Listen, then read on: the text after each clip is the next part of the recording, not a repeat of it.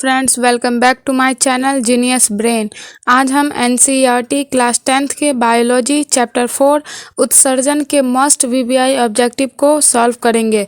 अगर आपको ये वीडियो पसंद आए तो प्लीज़ वीडियो को लाइक कर दीजिएगा और आगे शेयर कर दीजिएगा।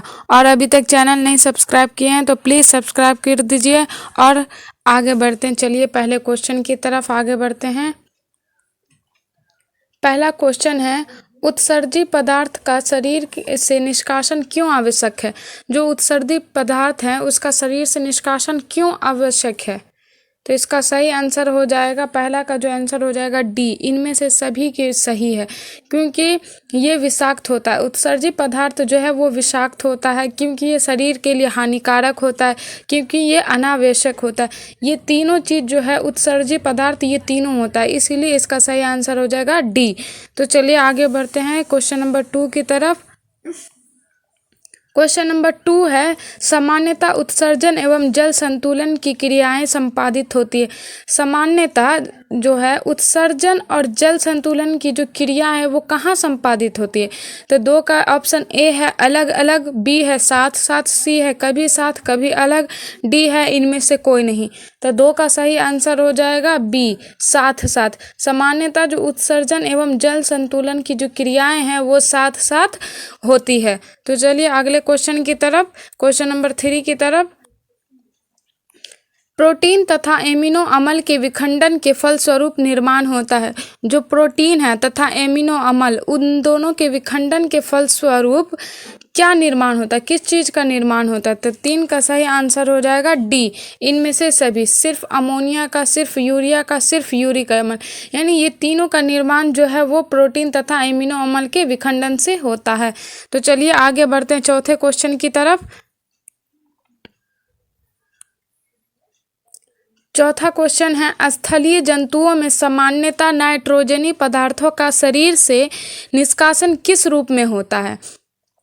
जो स्थलीय जंतु एवं सामान्यतः नाइट्रोजनी पदार्थों का जो शरीर से निष्कासन है वो जो होता है, 4 का सही आंसर हो जाएगा बी, यूरिया के द्वारा ही जो नाइट्रोजनी पदार्थों का शरीर से निष्कर्षण होता है। तो चलिए आगे बढ़ते हैं अगले क्वेश्चन की तरफ। अगर वीडियो पसंद आए तो प्लीज़ लाइक कर दीजिएगा। क्वेश्चन नंबर 5 है, किन जीवों में नाइट्रोजनी पदार्थों का निष्कासन यूरिक अम्ल के रूप में होता है। कौन सा जो नाइट्रोजनी पदार्थ है जो यूरिक अम्ल के रूप में बाहर निष्कासित होता है।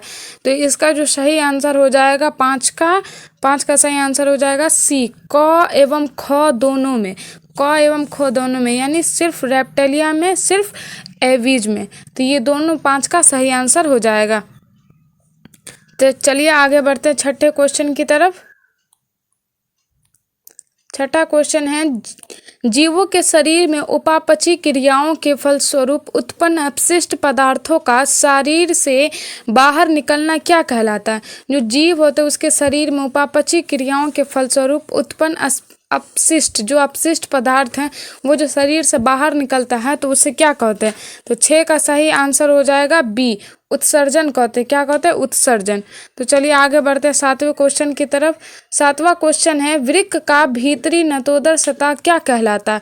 जो वृक्क होता है उसका भीतरी यानी अंदर का नतोदर सतह क्या कहलाता है। तो 7 का सही आंसर हो जाएगा सी, हाइलम कहलाता। क्या कहलाता, हाइलम। तो चलिए आगे बढ़ते हैं 8वें क्वेश्चन की तरफ। 8वां क्वेश्चन है, वृक्क की रचनात्मक तथा क्रियात्मक इकाई क्या है। जो वृक्क है उसकी रचनात्मक और क्रियात्मक दोनों इकाई को क्या कहते हैं। तो 8 का जो सही आंसर हो जाएगा ए हो जाएगा। क्या कहते हैं उसे, नेफ्रॉन बोलते हैं। क्या बोलते हैं, नेफ्रॉन। तो चलिए 9वें क्वेश्चन की तरफ। 9वां क्वेश्चन है, नेफ्रॉन के किस भाग में ग्लोमेरुलास अवस्थित होता है। नेफ्रॉन का कौन सा भाग है जिसमें ग्लोमेरुलास अवस्थित होता है। तो 9 का जो सही आंसर हो जाएगा डी, बोमेन संपुट में। किसमें, बोमेन संपुट में। तो चलिए आगे बढ़ते 10वें क्वेश्चन की तरफ। इनमें से कौन सीधे मूत्र वाहिनी से जुड़ा होता है। कौन है, ऑप्शन ए है संग्राहक नलिका, ऑप्शन बी है हेनले का चाप, ऑप्शन सी है सामान्य संग्राहक नलिका, ऑप्शन डी है अवरोही चाप। तो 10 का जो सही आंसर हो जाएगा वो हो जाएगा सी, सामान्य संग्राहक नलिका जो है वो सीधे मूत्र वाहिनी से जुड़ा होता है। तो चलिए आगे बढ़ते हैं 11वें क्वेश्चन की तरफ। 11वां क्वेश्चन है, मूत्र का पीला रंग निम्नांकित किसकी उपस्थिति के कारण होता है? इसका जो सही आंसर हो जाएगा 11 का सही आंसर हो जाएगा ए, यूरोक्रोम के द्वारा ही मूत्र का पीला रंग होता है। तो चलिए आगे बढ़ते हैं 12वें क्वेश्चन की तरफ।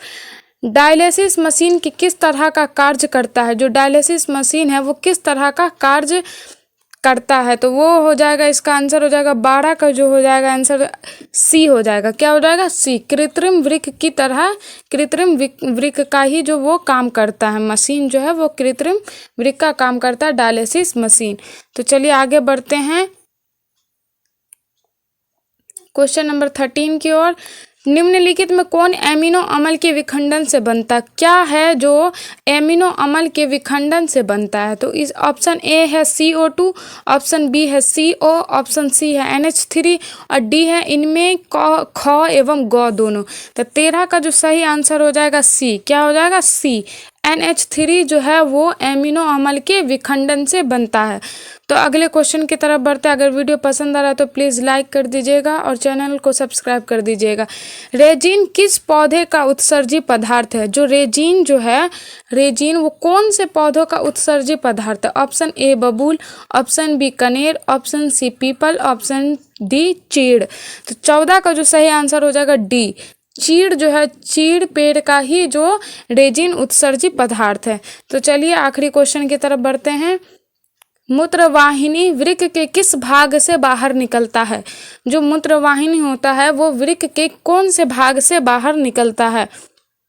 15 का जो सही आंसर हो जाएगा हाइलम से। क्या हो जाएगा? हाइलम से ही मूत्रवाहिनी वृक्क से बाहर निकलता है, हाइलम से। तो इसका आज के लिए इतना ही बस। अगर वीडियो पसंद आए तो प्लीज़ लाइक कर दीजिएगा, शेयर कर दीजिएगा और अगला चैप्टर भी यही पाएगा, तो इसीलिए सब्सक्राइब कर दीजिए कि देखने में आसानी रहे। Thank you.